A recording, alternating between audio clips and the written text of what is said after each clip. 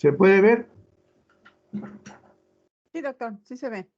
Ya, bueno, entonces la clase de hoy es el rol de la ecografía en la especialidad de ginecología y obstetricia. Vamos a hacer una revisión de la importancia de la ecografía en esta especialidad. Primeramente, debemos de conocer que la ecografía es una técnica que usa ultrasonidos, o sea, en base de ondas de sonido que van a atravesar los órganos interiores del cuerpo, ¿no? Y son ondas acústicas de alta frecuencia que son inaudibles al oído humano. Esto es gracias a un aparato que es el ecógrafo, ¿no? Que va a convertir los ultrasonidos en una serie de puntos en una imagen, ¿no? Que va a ser captada y esto puede ser congelada para el estudio del tejido, ¿no?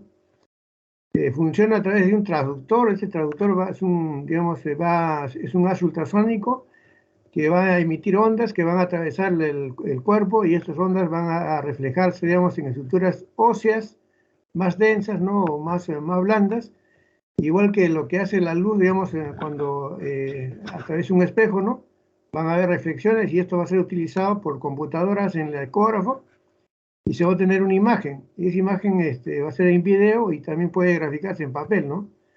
El médico, como le digo, puede congelar la imagen para revisar el tipo de imagen que está viendo en ese momento.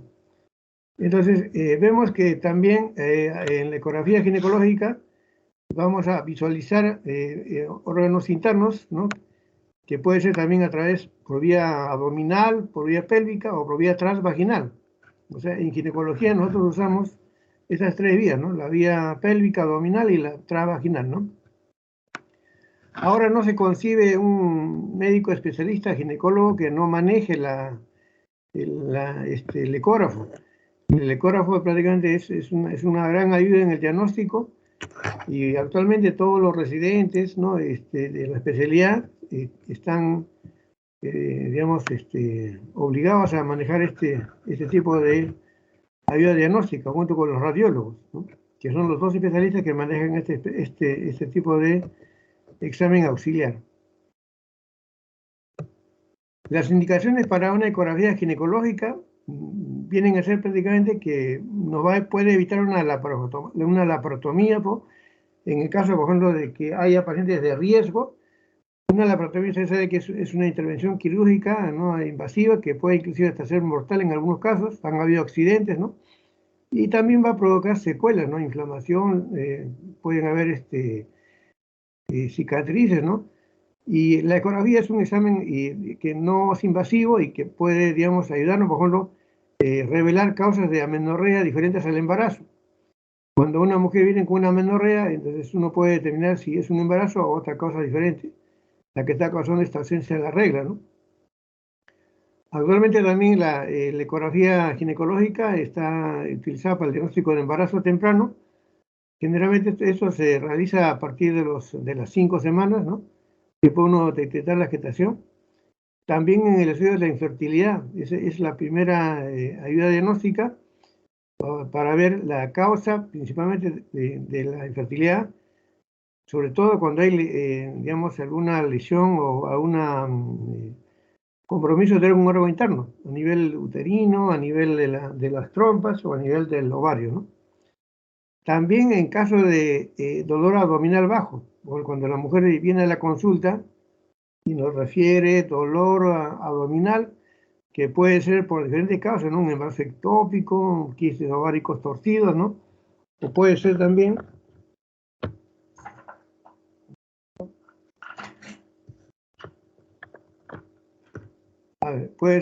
debido a problemas de endometriosis, cervicitis o infecciones abdominales ginecológicas, ¿no? También la ecografía nos va perdón. La ecografía puede también ser útil para el diagnóstico de la endometriosis. Por ejemplo, cuando hay pacientes que tienen endometriosis y una de las causas es la endometriosis. Entonces uno puede detectar inclusive líquido en el fondo de saco de Douglas, ¿no? O puede detectar focos endometriósicos como quistes endometriósicos a nivel del ovario. También en el caso de que la paciente tenga una hemorragia genital, que puede ser durante el embarazo o fuera del embarazo, entonces podemos detectar a qué se debe la hemorragia, ¿no? O también cuando tienen hemorragia uterina disfuncional, ciclos irregulares, podemos hacer un estudio a qué se debe este problema. Entonces tenemos acá los tipos de ecografía que se usan en la especialidad. Tenemos que la ecografía puede ser transabdominal, puede ser por vía transvaginal, o también hay una ecografía combinada con la introducción de líquido dentro del útero que se llama la histerosonografía, que es una ecografía con infusión de solución salina. Esta ecografía se denomina histerosonografía.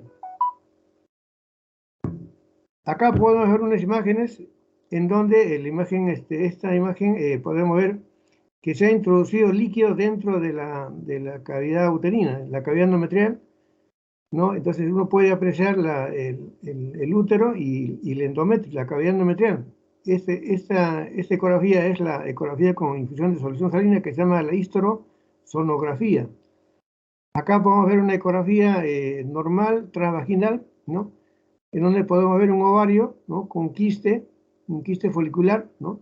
Donde pueden ver ustedes en ecografía, nosotros llamamos áreas, las áreas oscuras se llaman áreas hipoecogénicas, ¿no? Hipoecogénicas o anecoicas, y las áreas en donde el sonido se refleja se llaman las áreas ecoicas o hiperecoicas. Por ejemplo, en este caso siempre en la pared posterior del quiste hay un área de refuerzo, un refuerzo ecogénico, ¿no?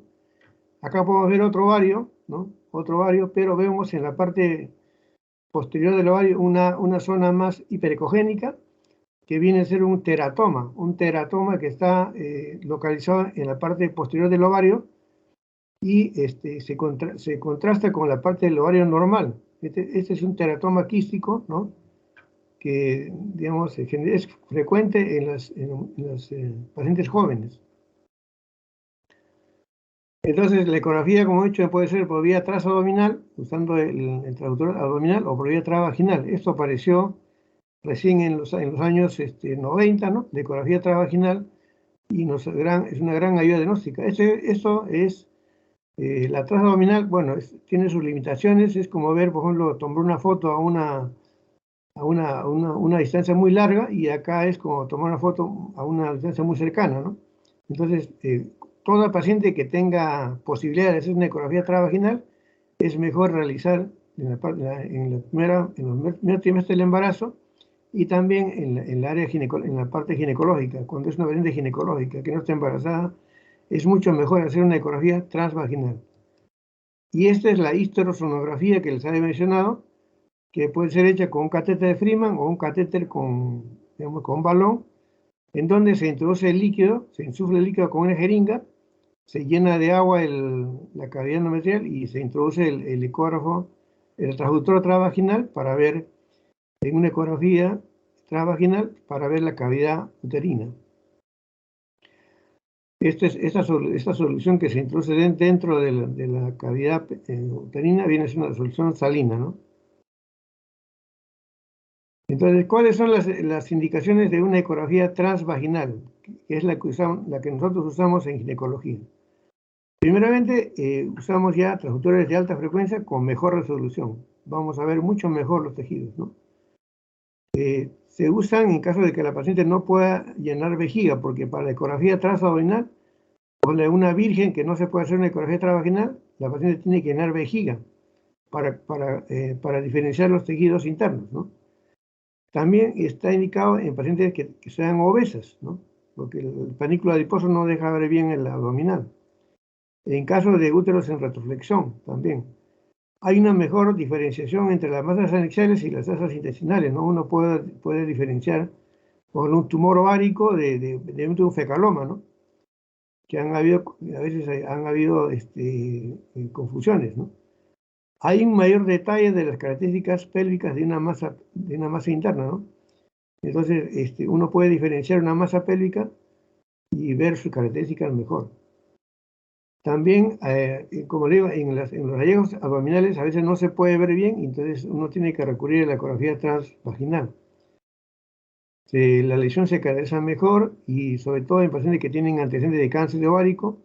Cáncer ovárico es mejor la evaluación del ovario con este tipo de transductor. también cuando hay sospecha de enfermedades endometriales o cuando el útero está en retroversión o en retroflexión. Lo primero que vamos a ver en el estudio de la ecografía transvaginal es el estudio del endometrio. Ustedes pueden ver acá que ustedes saben que el útero tiene dos fases, ¿no? La fase proliferativa y la fase secretora, dependiendo de la acción hormonal del estrógeno o la progesterona. Cuando uno hace una ecografía en la fase proliferativa, al inicio del ciclo menstrual, o sea, posterior a la regla, el endometrio va a estar prácticamente de 4 a 8 milímetros, ¿no? En esa forma, pero a medida que se acerca al pico ovulatorio, el endometrio va a ser trilaminar, como pueden ver acá, trilaminar, ¿no? Y puede tener entre 15 a 20 milímetros de espesor, pero se diferencia porque tiene 3 láminas, acá pueden ver, ¿no? Trilaminar. Esta es la fase proliferativa. Cuando ya llega a la fase secretora, el endometrio crece mucho más, ¿no? Puede llegar hasta 18-20 milímetros, y ese endometrio es mucho más homogéneo, ¿no? Está en la fase secretora. Entonces uno puede diferenciar en la fase proliferativa o la fase secretora, ¿no? Según la ecografía, y puede digamos, ver en qué momento se ha convertido esto, digamos, o se ha producido ya la fase ovulatoria, ¿no? Entonces, es importante en las mujeres en la fase en que tengan en la edad reproductiva diferenciar estas fases. En la etapa menopáusica ya el endometrio se torna totalmente plano, es un endometrio lineal, ¿no? Es un endometrio posmenopáusico lineal, totalmente plano, atrófico, en donde ya no tiene ya las fases que hemos descrito anteriormente.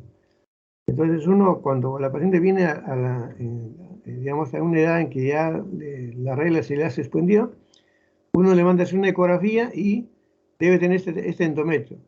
Si yo encuentro en una mujer posmenopáusica, encuentro un endometrio grueso, hiperplásico, eso no es normal.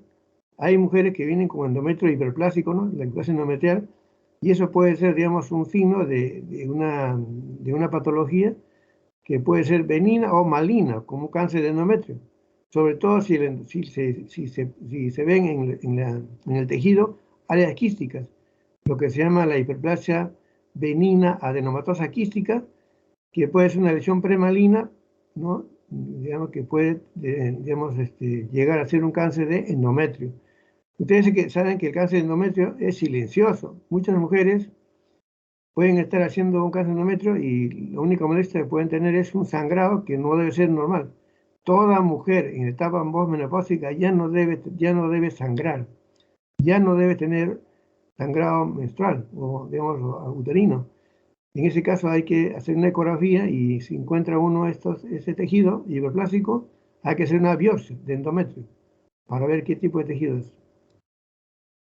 Entonces, para evaluar también otra estructura en la ecografía transvaginal es el cuello uterino, ¿no? Ustedes saben que el cuello uterino tiene forma cilíndrica, ¿no? Digamos, es isoecoico, inclusive más ecogénico que el útero, ¿no? Normalmente mide de 25 a 30 milímetros, ¿no? En la multípara mide un poco más, hasta 40 milímetros, ¿no? La mucosa endocervical, que es esta de acá, mide de 1 a 4 milímetros, ¿no? Y el canal cervical mide de 5 a 10, ¿no? Generalmente el espesor del cuello viene a ser de 20 a 25 milímetros, y si uno lo ve en forma, digamos, directa, se ve como la imagen diana, lo que se llama el hocico de Tenca. Acá tenemos el orificio cervical externo, el orificio cervical interno. Este estudio del cuello uterino es muy importante realizar en aquellas mujeres que tienen, por ejemplo, abortos habituales por incompetencia cervical. Por eso a las pacientes que tienen, nosotros en la maternidad de Lima hacemos un screening a todas aquellas pacientes que han tenido, por ejemplo, abortos, o que en general se está haciendo a todas ahora, ¿no? A todas las pacientes que están entre las 20 a 22 semanas de gestación para medir lo que se llama la cervicometría. O sea, la distancia que hay entre el orificio cervical interno y el orificio cervical externo, que normalmente debe ser mayor de 25 milímetros. Si una mujer tiene una cervicometría menos de 25 milímetros, ¿no? Y sobre todo aquellas que tienen menos de 15 milímetros, tienen alto riesgo de tener un parto pretérmino, ¿no? Antes de la semana 32 semanas, ¿no? Entonces hay que tener en ese screening, si encontramos una paciente con esa cervicometría, digamos, muy pequeña, hay que tener cuidado y monitorizarla para que no pierda su bebé, ¿no?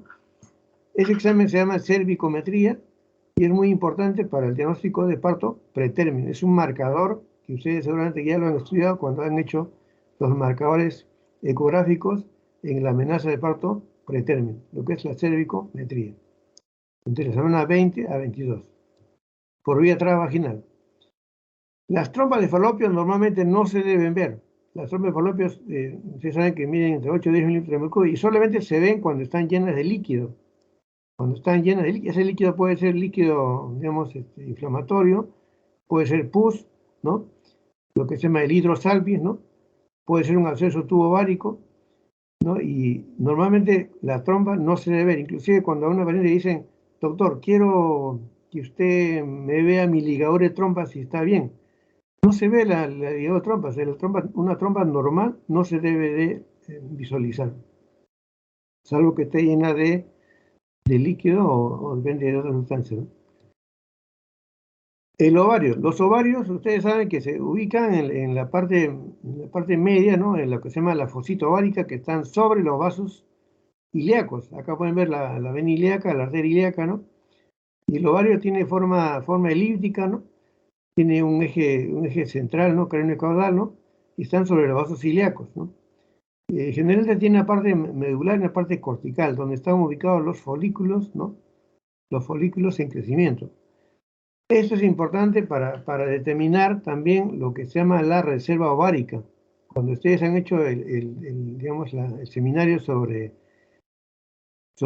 infertilidad femenina, uno de los estudios que se hace es el estudio de la reserva ovárica. O sea, una mujer que está con buena, digamos, función ovárica debe tener más de 10 folículos ováricos que estén, digamos, presentes. Si tiene menos de 10, entonces se llama pobre reserva ovárica, tiene entonces menos posibilidades de embarazar.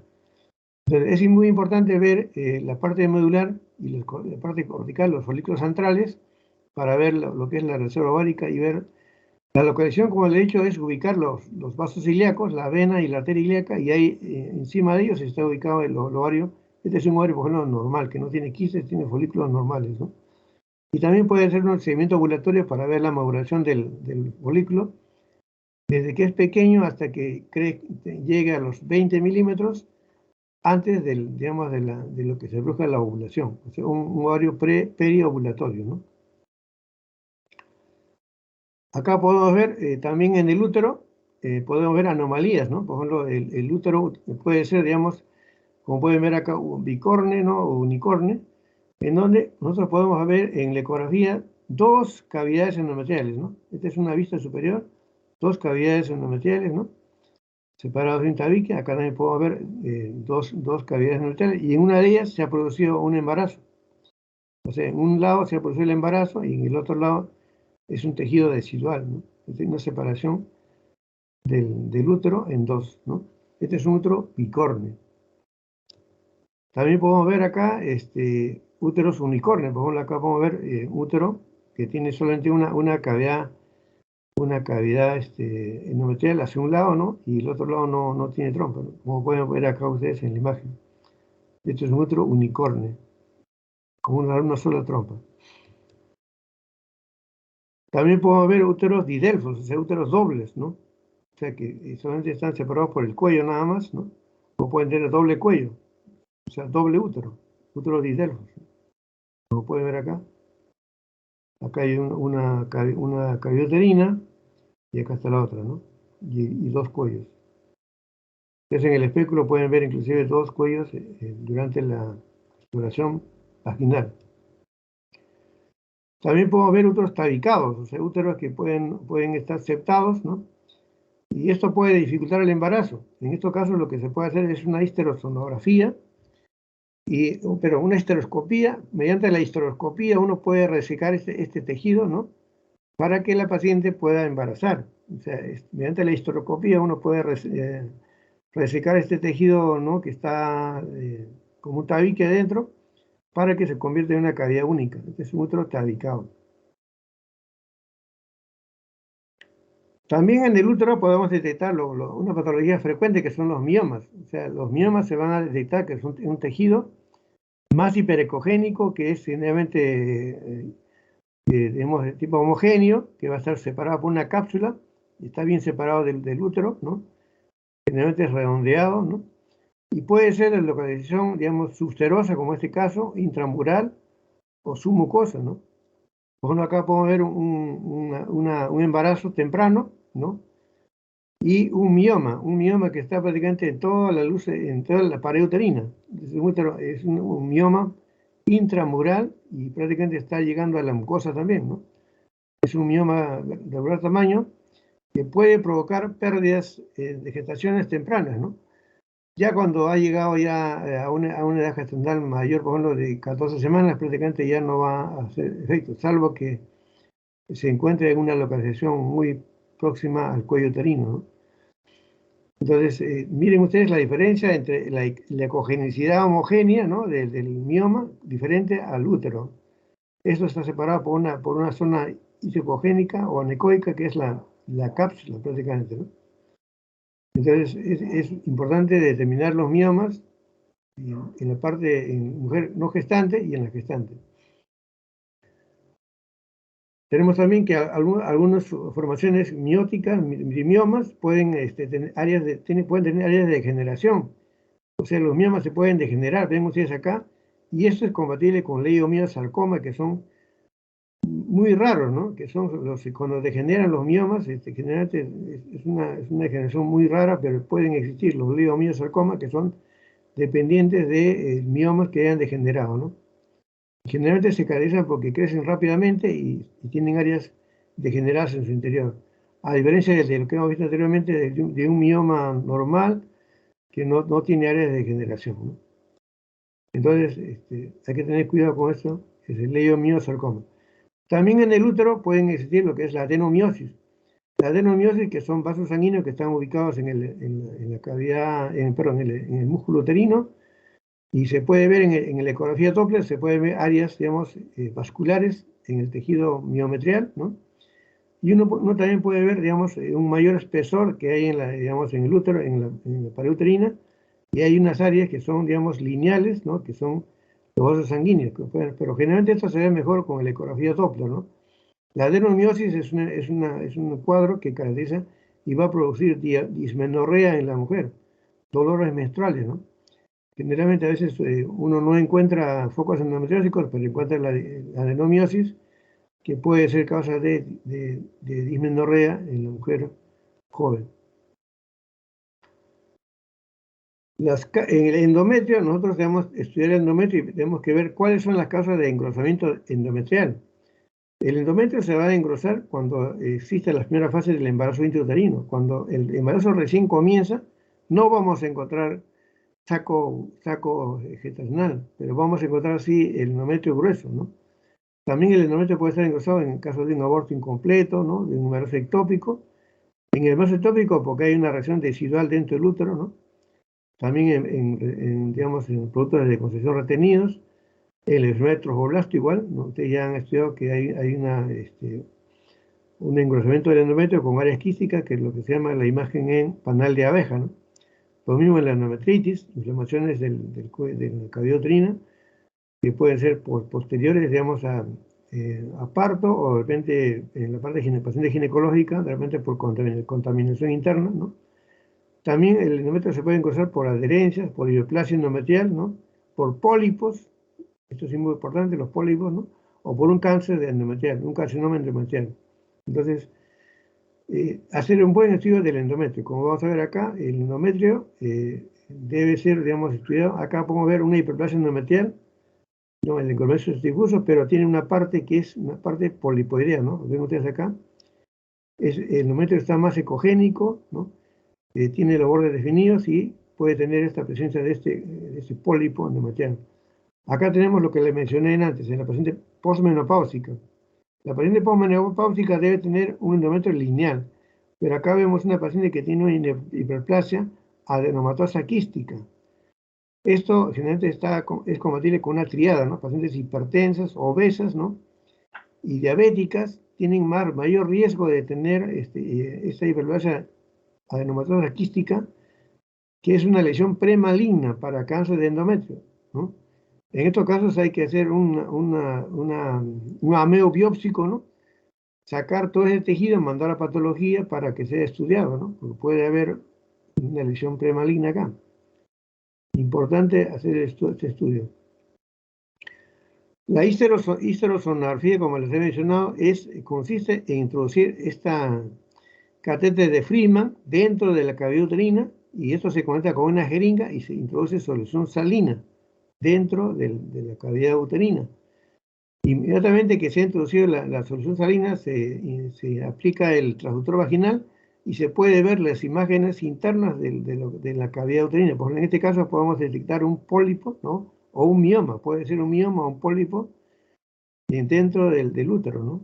En la cavidad endometrial. Entonces, este procedimiento se llama la histerosonografía, que es fácil de hacerlo, ¿no? Y necesita un entrenamiento, bueno, no es tan difícil, pero hay que tener la ayuda de una técnica para que nos alcance todos los materiales para introducir y podamos nosotros con una mano hacer la ecografía y con otra mano congelar las imágenes en el ecógrafo, ¿no? En una histerosonografía, ¿qué vamos a ver? Primero vamos a detectar lo que se llaman los pólipos endometriales. Acá podemos ver una imagen, ¿no? En donde ya se ha llenado la cavidad endometrial y se ve un pólipo, ¿no? Que es un pólipo sessil, como pueden ver acá. Acá pueden ver otros pólipos más pequeños, ¿no? Que están alejados en la pared posterior, ¿no? Acá podemos tener un pólipo pediculado, que tiene un pedículo, ¿no? Que tiene un tallo pediculado más largo, ¿no? Acá tenemos un pólipo con un área quística, ¿no? En el exterior, y acá tenemos otros pólipos, con más hiperecogénico, ¿no? Y otros pólipos. Entonces, estos tejidos que uno detecta en la histerosonografía pueden ser retirados mediante dos procedimientos, ¿no? Hay uno caro que es la histeroscopía, o también puede hacerse mediante un ameo o un legrado pequeño, ¿no? Entonces esos son tejidos que son mucosos, que van a salir fácilmente haciendo una pequeña aspiración o una histeroscopía. Porque eso lo que va a ocasionar es hemorragias o pueden ocasionar, digamos, infertilidad también, ¿no? Porque no se puede implantar el óvulo fecundado. También acá podemos ver otro pólipo. Ven ustedes, esto que se ve acá es lo que corresponde a la sonda, ¿no? El globo de la sonda no es quiste, es un globo de la sonda. Y acá pueden ver dentro de la cavidad uterina este pólipo enorme, ¿no? Un pólipo endometrial. Acá está al comienzo, están introduciendo el líquido. Y cuando han introducido el líquido, van a ver el pólipo dentro de la cavidad uterina. Este pólipo endometrial grande puede ser retirado, como les dije, mediante los mecanismos que les he mencionado. También podemos ver en la endometritis. Por ejemplo, acá pueden ver una imagen en donde tiene doble nivel. Hay un área hiperecogénica, un área anecoica, en donde es líquido o gas, prácticamente. Acá también podemos ver estas zonas hiperecogénicas con gas, que generalmente son relacionados a endometritis y son productos de la infección que hay en la cavidad uterina, ¿no? Esta área que ven ustedes acá es la vejiga, ¿no? Esta es una ecografía que se ha hecho por vía abdominal y esta es una ecografía transvaginal, ¿eh? Acá no necesita llenar la vejiga, acá sí. Las famosas endometritis. Y también podemos hacer estudios, por ejemplo, de DIUS, o sea, una paciente, por ejemplo, que quiere controlarse el dispositivo intrauterino y viene a su control, y la manera de controlar es mediante la ecografía transvaginal. Acá podemos apreciar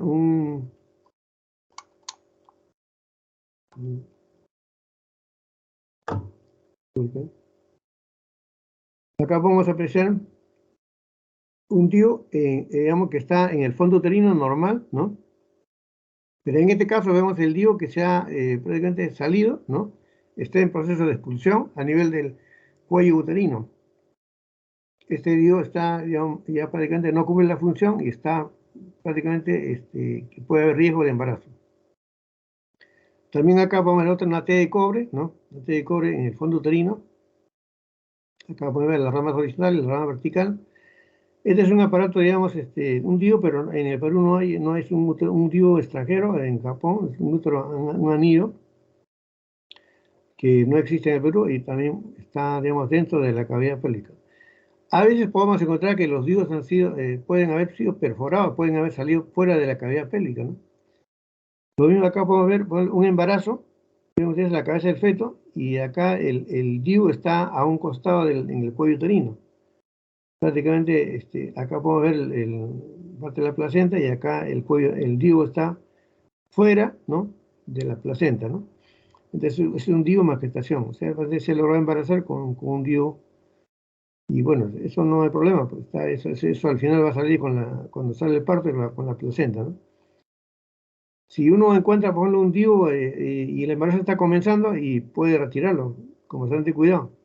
Pero si ya el embarazo está ya bastante avanzado, no hay que sacarlo. Eso ya saldrá al final. Acá podemos ver diagnóstico de embarazo ectópico. Es importante para ver mediante la ecografía. Ustedes pueden ver acá el útero, ¿no?, con la decidua, acá, con la reacción decidual por la acción de las hormonas del embarazo. Y podemos ver en la zona anexial, podemos ver un área digamos, quística con un centro hipocogénico y un embrión. Acá puede ver un embrión que si nosotros ponemos el Doppler podemos encontrar latidos cardíacos, ¿no? Es muy importante ver esto, o sea, diferenciar. Si una paciente viene con amenorrea, como me pasó una vez en una práctica presencial que hicimos con los alumnos, nos fuimos a emergencia y encontramos a un residente haciendo una ecografía y me dijo, ¿por qué razón está haciendo la ecografía? Me dijo que la paciente tenía dolor y venía con amenorrea. Entonces me dijo, pero no encuentro nada, doctor, no está, solamente tiene una hiperplasia, no. A ver, preste el ecógrafo. Le hicimos la ecografía y cuando fuimos a ver, claro, el útero estaba vacío, tenía un endometrio un poco grueso, pero cuando fuimos a ver la zona anexial vimos un embarazo ectópico, ¿no?, inclusive con latidos. Entonces esta paciente tuvo que pasar a la sala de operaciones para que sea operada de ese embarazo ectópico. Lo mismo también tenemos que ver en la trompa, como ya les he mencionado, se puede ver los abscesos tubováricos, cuando normalmente la trompa no se debe ver, pero cuando está lleno de pus, se pueden ver los abscesos tubováricos y se ve en este anillo de collar de perlas, ¿no? Es el collar de perlas que se ve que son nódulos, ¿no?, murales, y estos representan los pliegues fibróticos de la trompa, ¿no? O sea, generalmente estas imágenes se ve cuando hay un absceso tubovárico, o sea, la trompa se llena de líquido y con estas imágenes, ¿no?, de un absceso tubo-ovárico. Los ovarios, como les he mencionado, muchas veces el dermatólogo nos envía a jovencitas, bueno, que tienen problemas de acné, hirsutismo, ¿no?, que tienen problemas de androgenismo, ¿no? Y entonces nos dicen descartar ovario poliquístico. Y vemos ahí muchos informes, ¿no?, de pacientes, de gente que no está autorizada para sacar ecografías, ¿no?, y dicen ovario poliquístico. Eso no, tiene que tener ciertos criterios, y nosotros tenemos acá que para determinar que sea un ovario poliquístico, hay los criterios ecográficos en el Consenso de Rotterdam. Se hizo un congreso en Rotterdam y se dijo que se tenía que calificar los ovarios poliquísticos de la siguiente manera. Primeramente, que tenía que haber por lo menos 12 folículos, más de 12 folículos, ¿no?, que miden entre 2 a 9 milímetros en el ovario. Puede ser más, 12, 20, ¿no? El volumen ovárico tiene que ser más de 10 milímetros. ¿Cómo se consigue el volumen ovárico? Midiendo las tres medidas, ¿no? El largo, el ancho y el espesor, y la máquina te va a sacar el volumen ovárico. Tiene que ser más de 10 milímetros, ¿no? Y puede ser en un ovario o en ambos ovarios, ¿no? Y la mejor vía para evaluar eso es por vía transvaginal. Ahora, si lo haces por vía abdominal, el volumen ovárico tiene que ser mayor de 12 milímetros de pacientes vírgenes, ¿no? Ahora, hay que hacer el diagnóstico diferencial de ovario multifolicular, de ovario multiquístico, ¿no? El ovario multifolicular es diferente y el volumen no es tanto, ¿no? Y esto se tiene que hacer en la fase folicular temprana, o sea, cuando recién la paciente está comenzando la fase folicular, hay que hacer el estudio. Entonces, según eso, uno puede decir si es ovario poliquístico o no, que prácticamente la poliquitosis ovárica tiene un tratamiento, ¿no? Un tratamiento y es causa de androgenismo en la mujer joven. Aquellas chicas, por ejemplo, que vienen con acné, con hirsutismo, con seborrea, ¿no? Entonces, el tratamiento ya viene a ser ya con los medicamentos que van a ser antiandrogénicos, como han estudiado ustedes ya en la clase correspondiente de esta enfermedad. Bueno, también en el ovario se puede hacer un estudio Doppler, ¿no? Para ver si hay algún tumor, por ejemplo, si yo, por ejemplo, veo un tumor hiperecogénico, lo que se llama nosotros un tumor mixto, o sea, que sea con áreas sólidas y áreas quísticas, ¿no? Hiperogénicas, lo que es un tumor complejo, tengo que hacer lo que se llama la flujometría Doppler para ver los tabiques y ver cómo está el flujo sanguíneo a nivel de las arterias que están dentro del tumor ovárico, ¿no? Entonces acá podemos ver un tumor ovárico, ¿no? Con una impedancia reducida, ¿no? Con un tabique grueso, que viene a ser prácticamente un cistoadenoma carcinoma mucinoso, ¿no? Y eso está dentro de los estudios. Cuando uno encuentra un tumor complejo de ovario, aparte de hacer la flujometría Doppler, tiene que hacer los marcadores tumorales, ¿no? Pedir CA125, ¿no? Alfa-fetoproteínas, ¿no? Y VHCG. Y aparte la flujometría Doppler para descartar que tenga criterios de malignidad y ese paciente tenga que ser operado. En este caso se detectó que era un cistoadenocarcinoma mucinoso, ¿no? Ahora, vamos a entrar, ya hemos visto la parte ginecológica, vamos a entrar a la parte obstétrica. O sea, ¿cuál es la importancia de la ecología en la obstetricia? Acá pueden ver ustedes cómo es digamos, cómo se puede diferenciar las partes fetales, ¿no? En una ecografía obstétrica. Vamos a ver entonces que, primeramente, en el primer trimestre, las indicaciones es, primeramente, confirmar la vitalidad del embrión, ¿no? Actualmente todas las mujeres a veces cuando tienen ausencia de la regla, lo primero que van es a sacarse una ecografía. Y muchas veces la paciente se va a sacar una ecografía temprana y le dicen, señora, no tiene nada. Pero tiene que esperar, pues todo tiene su tiempo, porque las cosas se van produciendo en forma paulatina, en forma evolutiva. Entonces, en el primer trimestre nosotros tenemos que hacer la ecografía transvaginal, primeramente para confirmar la vitalidad del embrión. Tenemos que ver el área de implantación. Si está bien implantado, puede ser que está localizado de repente fuera de la cavidad uterina, puede ser un ectópico o puede ser en la zona cervical, ¿no? También en el primer trimestre tenemos que tratar patologías, ¿no? Patologías asociadas al embarazo. Bueno, puede ser que esté asociado con un mioma o de repente con una amenaza de aborto, que tenga un hematoma, ¿no? También hay que descartar malformaciones a través de la ecografía genética, ¿no? Y hacer un diagnóstico prenatal. Entonces, para confirmar la vitalidad, ¿no? Nosotros podemos confirmar la vitalidad del embrión, o sea, detectar los latidos cardíacos fetales cuando el embrión mide más de 5 milímetros, ¿no? O sea, la longitud media del embrión tenga más de 5 milímetros, ahí podemos hacer una detección de los latidos cardíacos fetales. No antes, por ejemplo, si el embrión mide 3 milímetros, no voy a ver el embrión y no voy a decir que esté muerto el embrión, que esté no evolutivo, sino cuando el embrión tenga más de 5 milímetros ya puedo hacer la detección de los latidos cardíacos embrionarios, ¿no? Acá podemos ver un saco gestacional con una reacción desigual normal, es un saco homogéneo, y podemos ver el endometrio, el embrión dentro del saco gestacional normal. No está ubicado en el fondo uterino, normal. No tiene zonas, digamos, de hematomas no, o sea, alrededor, no, hematomas subcoriales. Entonces, para ver la área de implantación, tenemos que ver que el embrión esté dentro del fondo uterino. Acá podemos ver un saco gestacional con su vesícula vitelina, el embrión, ¿no? Que está ubicado en el fondo uterino, ¿no? Acá tenemos otro saco gestacional redondo con el embrión, ¿no? Y siempre hay que ver dónde está ubicado. Puede ser que esté en zona del cuello, ¿no? O fuera del útero. Es importante ver eso, sobre todo en aquellas pacientes que han tenido antecedentes de embarazo ectópico. Si una paciente me refiere que ha tenido un embarazo ectópico, tengo que tener la obligación de ver que el embarazo que está actualmente haciendo la paciente esté dentro del útero, porque puede ser otro ectópico. También tengo que descartar malformaciones o patologías asociadas. Por ejemplo, acá veo digamos, un tumor en Excel que es un endometrioma que se ve así como son en virus aislado, que es un endometrioma, pero esto, prácticamente durante el embarazo los endometriomas van a desaparecer, ¿no? También puede haber útero doble, como les he mencionado. Hemos visto embarazos en úteros dobles, ¿no? El diagnóstico prenatal, o sea, lo que nosotros llamamos la ecografía genética, ¿no? Que es base prácticamente ahora en todos los pacientes, sobre todo en aquellas mujeres que tienen más de 35 años de edad, que tienen mayor riesgo de tener embriopatías, es obligatorio hacer una ecografía genética entre la semana 11 a 14. Eso se llama ecografía genética.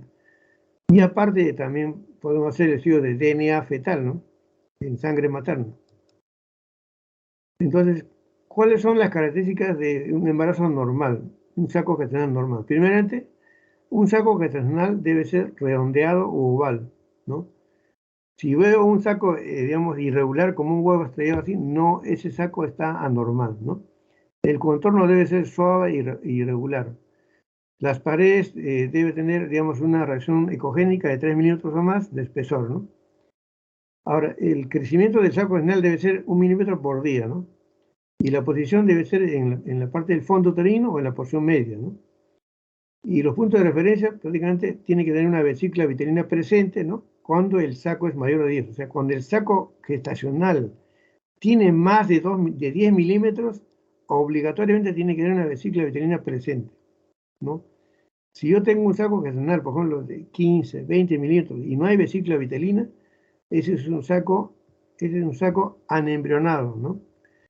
Y el embrión debe ser presente cuando el saco es mayor de 18 milímetros. Si yo encuentro un saco gestacional, por ejemplo, que tenga 15 milímetros o menos, no voy a esperar pues que haya embrión. Recién el embrión va a aparecer cuando el saco gestacional es mayor de 18 milímetros. Estas cosas son importantes porque muchos informes ecográficos no están ajustados a la verdad, ¿no? Ustedes pueden mandar a paciente a hacer un aborto por decirle que el embarazo no es evolutivo, ¿no? Entonces hay que tener cuidado, por favor.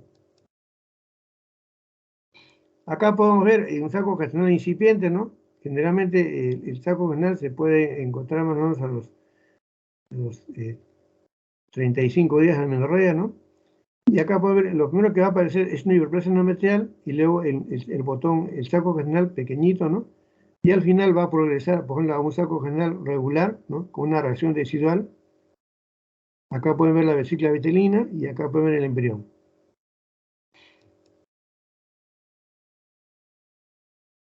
Después que aparece el saco gestacional, vamos a ver claramente que el primer elemento que va a aparecer va a ser la vesícula vitelina, ¿no es cierto?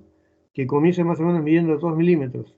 Esta vesícula va a crecer a razón de 1 milímetro por semana, ¿no? Y no debe medir más de 6 a 7 milímetros. El crecimiento máximo de la vesícula vitelina debe ser de 6 a 7 milímetros como máximo. Si encuentro una vesícula vitelina más de 10 milímetros, ya eso me está indicando que este embarazo no está bien. Debe haber un problema genético, ¿no? Entonces, esta vesícula vitelina al final va a desaparecer, ¿no? El saco vitelino es importante. El embrión va a aparecer a la quinta semana de gestación o a los 33 a 35 días, principalmente 35 días de embarazo, no antes. Muchas veces la paciente dice, viene y quiere ver su embrión de inicio, ¿no? El embrión aparece a los 35 días de gestación. Acá podemos ver la vesícula vitelina y un embrión pequeño, acá podemos una vesícula también, y acá el embrión, ya inclusive se puede ver esposos de miembros superiores, ¿no? Se ve su cabecita, ¿no? Y se ve el saco gestacional. Generalmente, como digo, esto se parece a las 35 semanas de gestación. Lo primero que van a aparecer en cuanto a los miembros, o los miembros superiores y inferiores, primero aparecen los miembros superiores a partir de la séptima semana. En la séptima semana ya podemos ver los miembros superiores, ¿no? Y luego los miembros inferiores, ¿no? Al final de la octava semana ya se puede diferenciar ambos miembros, ¿no? Y a partir de la novena semana, con un ecógrafo ya de alta resolución, se puede ver inclusive hasta los dedos del embrión.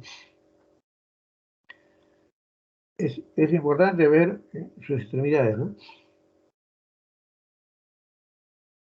¿Cómo saber el tiempo de gestación si no encuentran, si el ecógrafo no? Todos los ecógrafos tienen una tabla, ¿no? Uno marca la distancia de la longitud media del embrión y te va a decir cuántas semanas tiene, pero si tú quieres calcularlo, digamos, de manera diferente, será midiendo la longitud media del embrión, ¿no? Y le agrega 6.5 centímetros y te va a dar la edad gestacional. Por ejemplo, si el embrión mide 3.5 más 6.5 será 10 semanas, ¿no?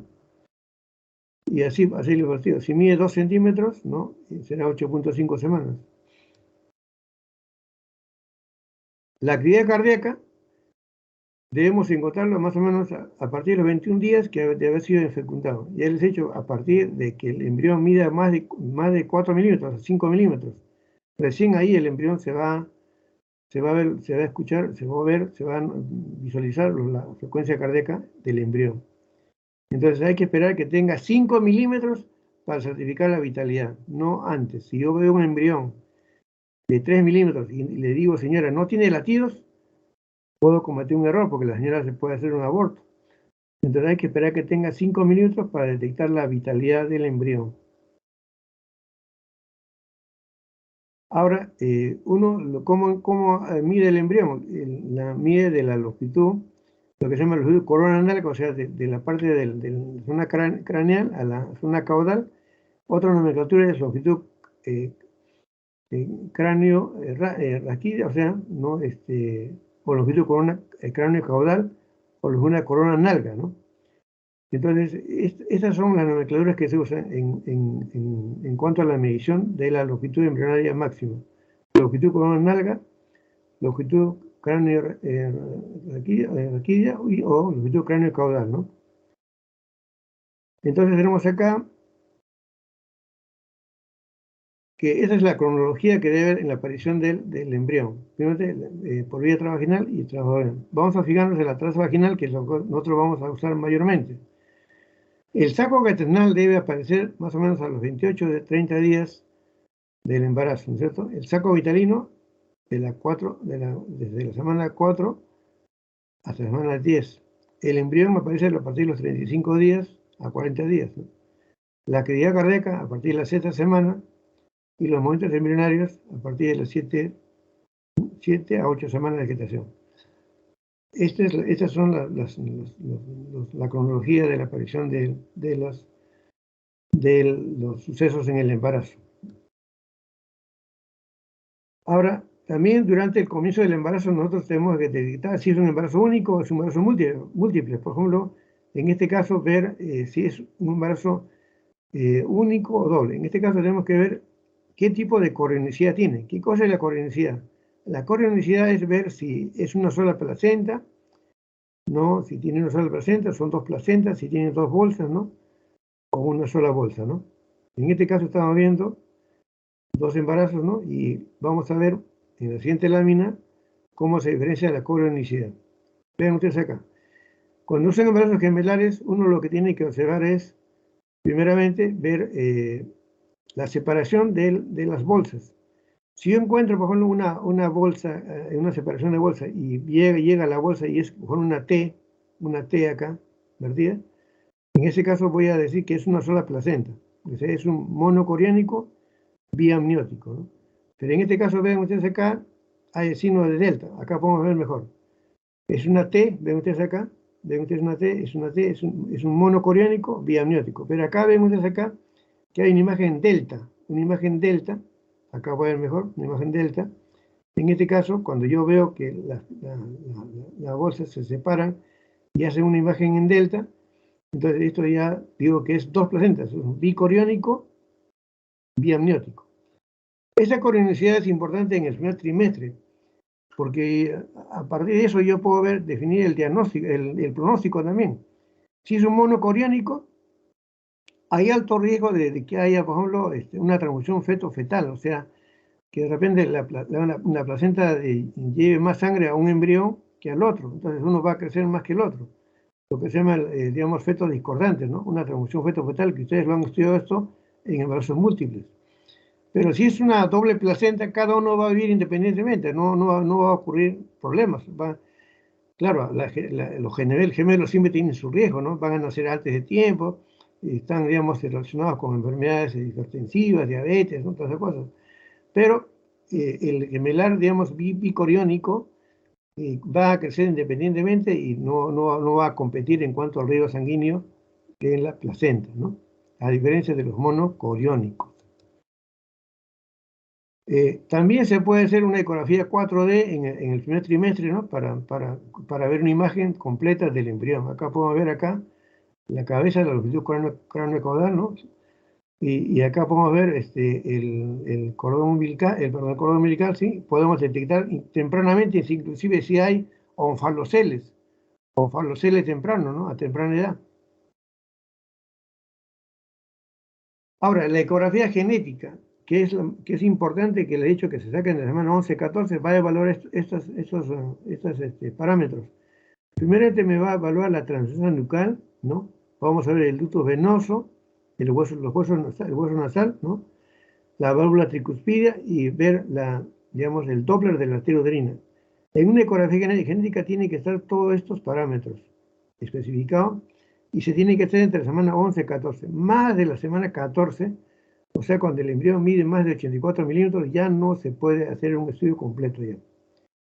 Acá podemos ver, por ejemplo, una ecografía donde se ve un feto con la columna vertebral y van a ver ustedes acá que no tiene calota craneana, no tiene cabeza, tiene rostro, sí, cara, pero no tiene calota craneana, es un feto anencefálico que se puede detectar tempranamente, ¿no? A una edad gestacional, por ejemplo, entre las 11 y las 14 semanas.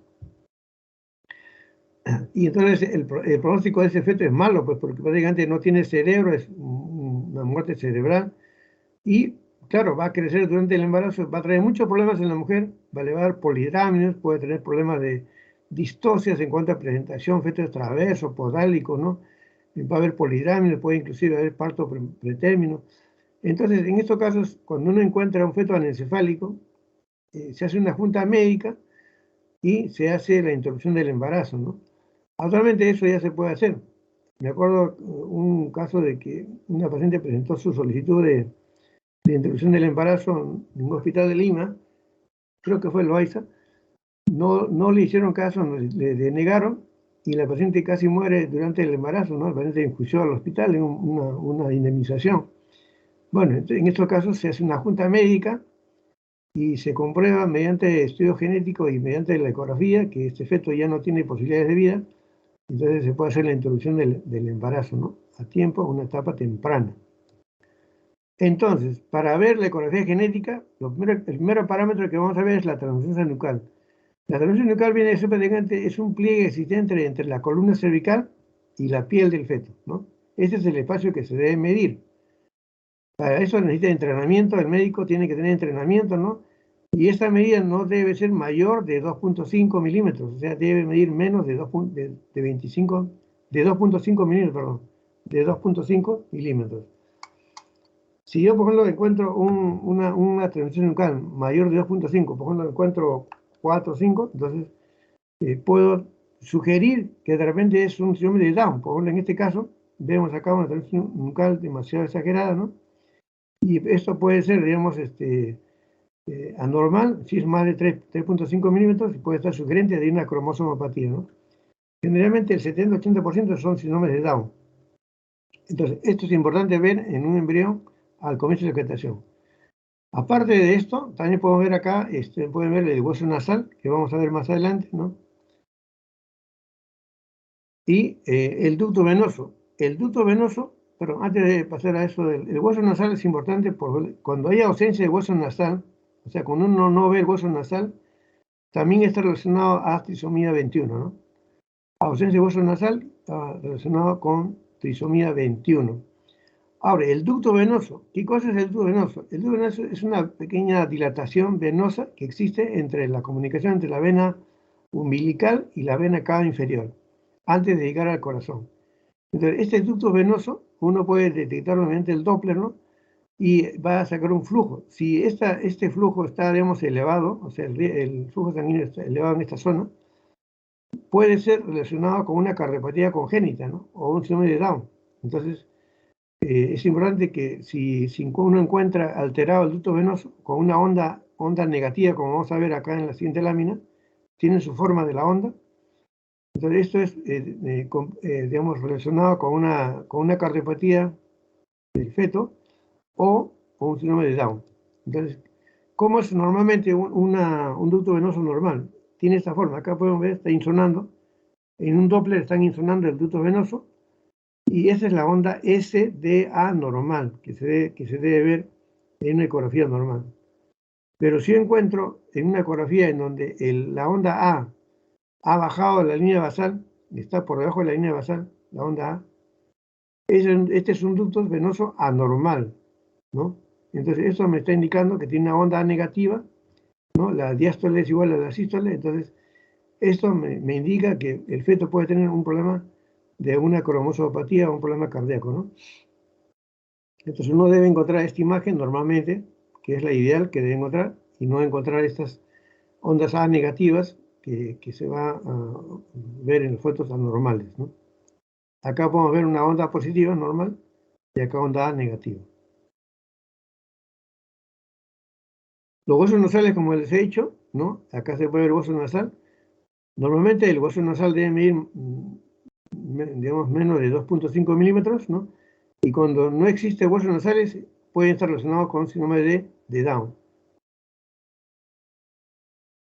Ahora, eso es en el primer trimestre. En el segundo trimestre, que es la segunda ecografía, que se llama la ecografía morfológica, que viene a ser una ecografía anatómica donde se van a ver todos los órganos en pleno desarrollo y crecimiento, ¿no? Se realiza entre las semanas 22 y 24. Es una ecografía por vía abdominal, ¿no? Cuando el feto ya está más grande, ¿no? Y es importante, y es prácticamente la segunda ecografía genética, ¿no? Me va a indicar una edad gestacional, digamos, segura, ¿no? Voy a ver el número de fetos, las anomalías fetales, uterinas y anexiales, ¿no? Entonces eso ya lo hago por vía abdominal. La genética se hace por vía transvaginal. La morfológica, que es esta del segundo trimestre, 22-24 semanas, sea por vía abdominal. En la ecografía morfológica, yo voy a evaluar plenamente toda la anatomía del feto. Voy a ver si tiene alguna malformación o es normal. ¿Cómo está creciendo el feto, no? ¿Cómo está su vitalidad fetal? Tengo que ver cómo está el cordón umbilical, la placenta, el líquido amniótico, ¿no? Y, sobre todo, ver las arterias uterinas, hacer un Doppler de las arterias uterinas para ver si la paciente va a tener riesgo de enfermedad hipertensiva o amenaza de parto pretérmino. Mediante un Doppler puedo hacer un pronóstico si esta paciente me va a hacer enfermedad hipertensiva cuando tiene el Doppler, digamos, elevado, ¿no? El IP de la arteria uterina, las sistólicas están bien elevadas, más del 95%, puedo hacer un diagnóstico de riesgo de enfermedad hipertensiva del embarazo o amenaza de parto pretérmino, ¿no? O RCIO. Entonces, estos son los elementos esenciales que se deben evaluar en una ecografía morfológica. En la cabeza tengo que ver el cerebelo, los cuerpos coroidales, los ventrículos laterales, ¿no? El quinto ventrículo. En el tórax tengo que ver el corazón, cómo está su frecuencia cardíaca, los pulmones, el diafragma. Tengo que ver el abdomen, cómo está el estómago, la cámara gástrica, ¿no? Si tiene una sola cámara y tiene doble cámara gástrica. Los riñones, si tiene hiperplasia, por ejemplo, una hiperplasia quística. Si hay vejiga presente o no. Cómo está el cordón umbilical, el número de vasos de la arteria del cordón umbilical, si tiene un solo vaso, una arteria y una vena, o si tiene normalmente dos venas, una arteria, ¿no? Lo mismo la columna cervical, torácica, lumbar, toda la columna vertebral, ¿no? Y el sexo del feto. Es importante en esta edad gestacional ya tener un sexo ya definido. No arriesgarse a dar el sexo antes de esta semana, de la semana 20. Uno puede decir, en la semana 15 va a ser varón y de repente ha visto el cordón umbilical y la paciente se entusiasma y dice, se han equivocado, por eso dice, la ecografía se equivocó porque el sexo lo hizo, habían hecho su baby shower, todo, y han dicho que era varón y al final sale mujer. Entonces, esto es importante, el sexo del bebé a esta edad gestacional, recién. Para medir la biometría fetal, yo tengo que hacer varias medidas, por ejemplo, en la cabeza tengo que medir el diámetro biparietal, ¿no? O sea, entre dos parietales, y tengo que hacer la medida de la circunferencia cefálica, ¿no? Acá pueden ver la medida de la circunferencia cefálica. Estos son datos para la medición de la biometría fetal, para ver la edad gestacional y el peso del feto. También tengo que investigar los tálamos ópticos, ¿no? Los tálamos ópticos que son estos, ¿no? Vamos a ver el septum del campo pelúcido acá. Y tengo que investigar también este septum del campo pelúcido, el atrium, o sea, el atrio ventricular, para ver los ventrículos laterales, ¿no? Puedo ver también, investigar acá la cisterna magna, ¿no? Vamos a ver más adelante acá acá pueden ver ustedes el sistema ventricular, ¿no? Normalmente los ventrículos laterales deben medir hasta 7 milímetros. Si yo encuentro los ventrículos laterales, el atrio ventricular más de 10 milímetros, ya hago el diagnóstico de hidrocefalia. Es frecuente a veces encontrar tempranamente este problema y uno puede hacer el diagnóstico, descartar enfermedad, por ejemplo, de TORCH, toxoplasmosis, citomegalovirus, hacer el diagnóstico en el mismo embarazo, ¿no? Entonces, el sistema ventricular puede medir el atrio ventricular a nivel temprano, ¿no? En este caso está digamos, una medición aparentemente normal. En este caso están viendo, creo, 6 milímetros, ¿no? Tenemos acá también la evaluación del cerebelo. Podemos ver la fosa posterior medirse. El cerebelo es uno de los órganos que me da más exactamente la edad gestacional. No se altera con nada. Y hay una tabla en el ecógrafo que el cerebelo me va a dar exactamente la edad gestacional, ¿no? Es bien útil, ¿no? Y también puedo ver la cisterna magna acá. La cisterna magna, que es la parte posterior, que normalmente debe medir más de 5 milímetros, menos de 5 milímetros el tamaño normal. Si yo encuentro, por ejemplo, una cisterna magna mayor de 10 milímetros, ya tengo que buscar malformaciones de Dandy Walker. Y si le encuentro menos de 2 milímetros, buscar enfermedades de Arnold-Chiari, ¿no? Lo que se llama el signo de banana del cerebelo, ¿no? Entonces, es importante medir la fosa posterior, la cisterna magna, para diferenciar estas malformaciones congénitas que hemos mencionado. Lo mismo, en la anatomía fetal puedo hacer una evaluación de la cara del fetito, ¿no? Ver la anatomía del perfil, ¿no? Ver cómo está el puente nasal, ¿no? Si tiene hipertelorismo, ¿no? Si tiene, por ejemplo, de repente una hipognatia, ver cómo está, digamos, las órbitas, ¿no? La implantación de los dientes, las orejas, ¿no? El plano coronal, ver si tiene labio leporino, ver la nariz, ¿no? Y también, sobre todo, se puede ver también los cristalinos y los párpados de feto, ¿no? Ya se puede ver acá. Se puede detectar inclusive lesiones oculares en cuanto a la cara. Perdón. También en el tórax podemos hacer el estudio del corazón del feto. Podemos ver las cavidades cardíacas. Podemos ver acá digamos, el ventrículo derecho, el ventrículo izquierdo, las aurículas con su agujero botal, ¿no? Y es importante ver que el área torácica debe ser 1/3 solamente de la caja torácica, ¿no? Y ver hasta dónde está dirigido el corazón. Podemos hacer estudios de textocardia, ¿no? Fijándose en relación con el estómago. El estómago está hacia el lado izquierdo y la punta del corazón también tiene que dirigirse hacia el lado. Si por ejemplo encuentro el corazón dirigido a un lado contrario del estómago, entonces hago un diagnóstico de estocardia. En este caso estoy viendo la arteria con aorta. En el abdomen tengo que ver la cámara gástrica.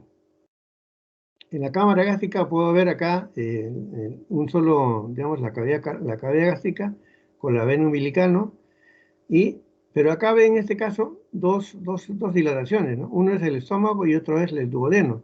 En este caso puedo hacer diagnóstico del síndrome de la doble burbuja, que viene a ser una atresia duodenal. O sea, cuando el duodeno está estrechado, uno de ellos es el duodeno y otro es el estómago, ¿no? Este es relacionado a una atresia duodenal. Pero cuando yo no veo la cámara gástrica en un feto a esta edad gestacional, entonces estoy diciendo que no está pasando líquido al estómago. Entonces hay una atresia esofágica, ¿no? Si no se ve el estómago, ¿no? Entonces en este caso hago el diagnóstico de atresia esofágica, ¿no? Acuérdense, atresia esofágica no se ve y si vamos a darle burbuja, atresia duodenal. También tengo que ver el cordón umbilical porque tenga dos arterias, una vena, ustedes acá, y en caso de que vea una arteria y una vena, puede ser también relacionado a un problema genético, aunque no siempre, ¿eh? No siempre. Hay jóvenes señoras que tienen una arteria umbilical única y al final el feto sale normal, pero en algunos casos sí puede coincidir con una anomalía genética. Por eso hay que agotar otros métodos, otros recursos para detectar problemas genéticos, ¿no? También hay que ver la placenta. En la placenta hay un doctor que hizo una clasificación de la placenta en grado 0 a grado 3. Generalmente la grado 0 hasta la semana 28 es una placenta uniforme, como puede ver ustedes acá. Y eso va cambiando conforme evalúa con el transcurso del tiempo, ¿no? La placenta grado 1 es en la semana 30-31, ¿no? Y ya van a haber ciertas indentaciones. De la grado 2 ya se pueden ver anillos, ¿no? De la semana 35-37. Y la placenta grado 3 ya se van a ver estos ya. Se van a ver estos anillos totalmente formados, ¿no? Una placenta madura. Cuando uno ya ve una placenta totalmente formada con anillos, es una placenta madura, ¿no? Y si uno, esa es la placenta grado 3, 3A. Pero si uno ve la placenta totalmente ya hiperecogénica con calcificaciones en toda la placenta, es una placenta ya envejecida, es una placenta ya grado 3B, que de repente puede ser insuficiente y puede llegar a la senescencia placentaria y el feto puede, digamos, causar un sufrimiento fetal crónico, ¿no? En este caso hay que detectar, porque la placenta se puede envejecer a temprana edad, sobre todo en pacientes hipertensas o en pacientes diabéticos, ¿no? Y pueden ser causas de óbito fetal, de muerte fetal intrauterina. Ya para terminar, en el tercer trimestre vamos a encontrar ya lo que vamos a ver, la tendencia de crecimiento en el feto al final, y vamos a detectar si son fetos pequeños para la edad gestacional o grandes para la edad gestacional. Entonces, en el tercer trimestre vamos a evaluar el bienestar fetal, aparte de que sean grandes o pequeños, ¿no? Y descartar anomalías tardías que no hayan detectado a tiempo, ¿no? Y sobre todo ver los problemas con la placenta, jóvenes. A esta edad gestacional puede haber placenta previa o descartar placenta de acretismo planetario. Yo trabajo en la maternidad, en el segundo piso, donde hay bastantes, digamos, pacientes que tienen placenta previa o acretismo placentario, ¿no? Que generalmente nos las envían, inclusive hasta del seguro. Hay inclusive, son operaciones demasiado sangrantes que la paciente tiene que ser programada antes que inicie su trabajo de parto, ¿no? Pues imagínense que hay una placenta acreta en trabajo de parto, es una cosa pues, que puede inclusive ir a la muerte de la mujer. Han muerto muchas mujeres en clínicas, inclusive con placentas acretas, ¿no? Placentas previas, ¿no? Y también puedo descartar alteraciones del líquido amniótico, ¿no? Un oligoamnios o un polidramio, ¿no? Entonces, hay una prueba que se hace en el tercer trimestre, que es el perfil biofísico fetal de Manning, en donde yo voy a evaluar mediante la ecografía los movimientos respiratorios fetales, o sea, voy a ver que el feto tenga movimientos a nivel de tórax, ¿no? Voy a ver si tiene movimientos corporales gruesos, o sea, ver cómo están sus movimientos, digamos, de sus extremidades, ¿no? El tono fetal de la columna vertebral, cómo si el feto se estira o no, el volumen del líquido amniótico, y esto, aparte de la ecografía, está también, en el periodo biofísico Manning, está también considerado el monitoreo fetal electrónico, ¿no? O sea, ver, un test no estresante, ver la reactividad del feto. Entonces, estos 5 parámetros me van a dar un perfil biofísico de 10 sobre 10. Si no hago esto, me dará 8 sobre 10, ¿no? Que es lo ideal. Si esto mide menos de 6 sobre 10, es un feto que está con signo de sufrimiento fetal. También en el tercer trimestre voy a hacer una evaluación de lo que es la ecografía Doppler. Una ecografía Doppler fetal es para ver el flujo sanguíneo a nivel de la arteria umbilical y la arteria cerebral media. Fíjense ustedes acá, el flujo sanguíneo de la arteria umbilical tiene una diástole gruesa, en comparación con la diástole de la arteria cerebral media, que tiene una diástole pequeña, ¿no? Si yo encuentro esta diástole en la arteria cerebral media, la diástole está engrosada, está aumentada y la diástole en la arteria umbilical está disminuida, estoy hablando de lo que se llama inversión de flujo. Esto ocurre generalmente cuando el feto ya se está defendiendo. ¿Por qué? Está mandando más sangre a su cerebro y lo que está haciendo una vasodilatación central y una vasoconstricción periférica.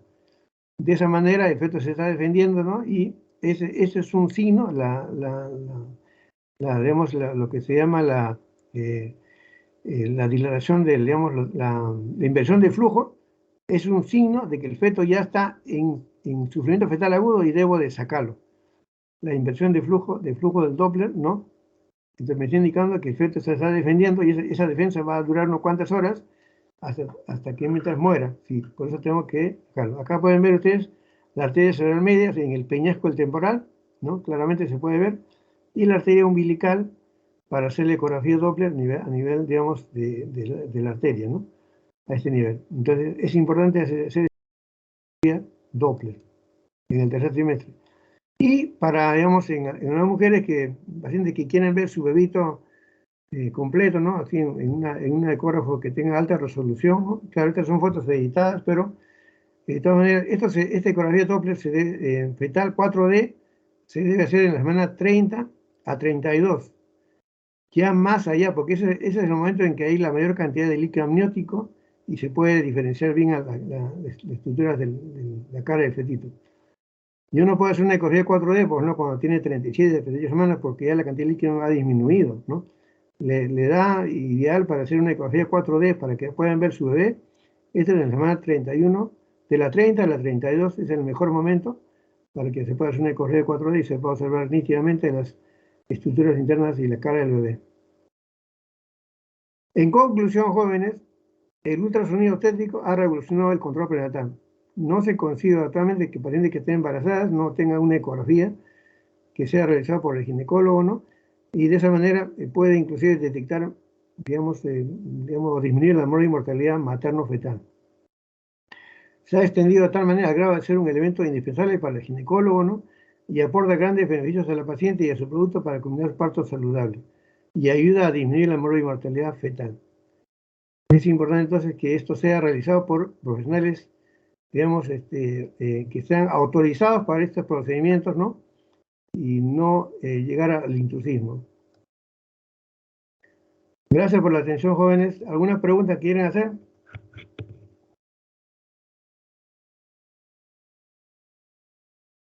¿Alguna pregunta relacionada al tema?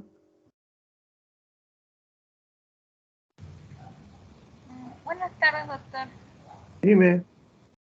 Una duda. En la histerosonografía, ¿cuántos mililitros de solución salina se Más o suele menos se debe introducir 20 milímetros, más o menos 20 mililitros, ¿no? Una jeringa de 20 es suficiente. Depende también del tamaño del útero, pues.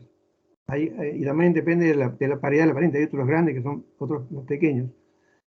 Pero es importante este estudio. Uno lo que tiene que hacer a veces es dilatar un poquito el cuello uterino e introducir la catéter de Freeman con bastante cuidado y luego eso introducir el líquido en forma paulatina, ¿no? Y luego una vez apenas ya ingresado el líquido, introducir el traductor travaginal y bueno, hacer la ecografía, ¿no? Digamos, soltando el frizz y luego ver hasta dónde ha llegado y observar. Una vez que ya uno ha detectado ya toda la imagen del líquido dentro de la cavidad, congelar la imagen y ver ahí si hay una lesión interna, un pólipo, un mioma, ¿no?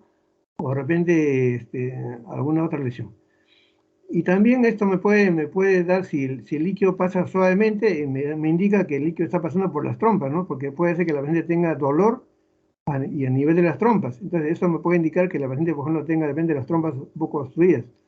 Muchas veces, inclusive, sirve para que aquellas trompas que están llenas de moco se puedan liberar, ¿no?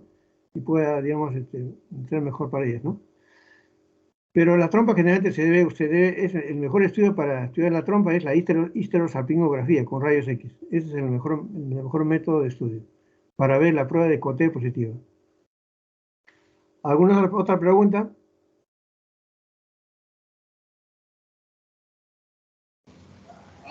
Gracias, doctor. Y también otra duda, sé que la placenta previa y la creta ya podría dar síntomas desde las 20 semanas, ¿no? Pero en ese caso, ¿se puede diagnosticar ahí con ecografía morfológica? ¿O se debe esperar al tercer trimestre para...? No, la ecografía, al comienzo del embarazo, a veces hemos encontrado informes, ¿no? De algunas personas que dicen gestación de 18 semanas, 20 semanas, placenta previa. Hay que esperar que la placenta al inicio, la mayor parte de placentas al inicio del embarazo, en la semana 15, 18, pueden estar de localización baja, pero a medida que va avanzando el embarazo, el útero va logrando lo que sea la migración placentaria.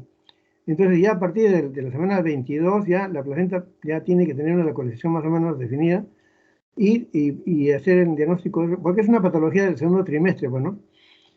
Y las placentas pueden migrar, pueden subir. Nosotros hemos encontrado placentas de inserción baja que al final se han localizado en su sitio normal. Entonces, no asustar a la paciente, salvo que haya una hemorragia, porque generalmente pueden coincidir con hemorragia, ¿no? La placenta previa puede dar hemorragias desde temprana edad, y esa paciente tiene que estar en reposo. En todo caso, la placenta va subiendo y al final puede llegar a ser una placenta, digamos, normal o inserción baja no previa, ¿no? Ahora, las placentas acretas, eso sí tiene que hacerse el diagnóstico ya en la semana 34, 35, ¿no? Porque esa placenta acreta, generalmente lo que va a perder es, lo que va a perder, alguien ha perdido su cámara ahí, la placenta acreta, lo que vamos a ver es que se ha perdido lo que se llama la membrana de Nittabuch, la membrana de Nittabuch, o sea, es una separación que existe entre la placenta y el útero. Cuando hay normalmente debe haber una separación entre la membrana, entre la placenta y el útero, la parte decidual, y esa membrana de Nittabuch es la que uno investiga para ver si para descartar placenta previa. Entonces, placenta acreta, porque la placenta puede ser acreta, increta o percreta. Nosotros hemos encontrado inclusive placentas que han llegado hasta la vejiga. No tengo pacientes que hemos operado y hemos tenido que sacar parte de vejiga, ¿no? Tenemos que entrar con un urólogo a veces para la operación, para que pueda resecar vejiga y al final reparar esa vejiga que está, digamos, que se ha extraído parte de su tejido, ¿no? Entonces son operaciones demasiado sangrantes. Esa paciente debe ser programada generalmente en la semana 36, 37 máximo, no debe llegar a término. Y debe entrar pues con todos los exámenes respectivos, ¿no? Con sus exámenes cardiológicos, su depósito de sangre, ¿no? A veces hay pacientes que llegan a necesitar hasta 10, 15 bolsas de sangre, ¿no? Son operaciones laboriosas que pueden demorar hasta 4 o 5 horas. Como le digo, han habido accidentes, mujeres que no sabían este problema y se han llegado a una clínica y el médico ha entrado a la cesárea y se ha encontrado con la placenta acreta y al final la hemorragia ha sido tan grande que en las clínicas a veces no hay sangre y han muerto, pues. Y no solamente en clínicas, también en hospitales, ¿no? Hospitales grandes. Y nosotros nos hemos convertido en un hospital de referencia prácticamente porque nosotros en la maternidad hemos creado tenemos una especialidad ahí para este trabajo de plantas acretas y tenemos técnicas especiales para hacer ese tratamiento, ¿no? Hay mucho temor a veces que de los médicos en esos hospitales de manejar estos casos de placenta previa con acretismo y lo mandan a la maternidad. Bueno, felizmente en la maternidad tenemos una morbilidad no es mucha, pero mortalidad mucha que haya, y los pacientes a veces, bueno, la mayor parte salen bien. ¿Alguna pregunta más?